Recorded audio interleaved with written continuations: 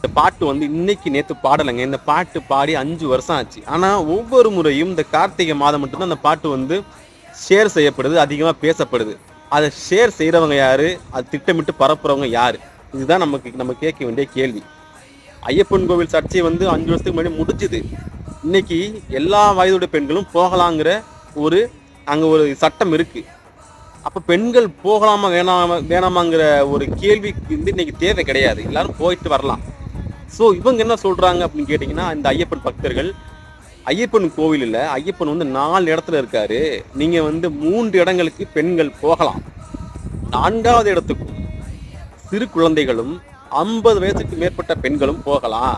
ஆனா இந்த மாதவிடாய் சுழற்சி காலத்துல இருக்கும்போது தான் பெண்களுக்கு அனுமதி கிடையாது. ஏன்னா அங்க வந்து ஐயப்பன் நித்திய பிரம்மச்சாரி இடத்துல இருக்காரு அப்படின்னு சொல்லி இவங்க சொல்றாங்க. நீங்க எங்களுடைய கோரிக்கையை ஏற்றுக்கிட்டு நீங்க அதை புரிஞ்சுக்கணும்னு சொல்லி அவங்க கேட்குறாங்க.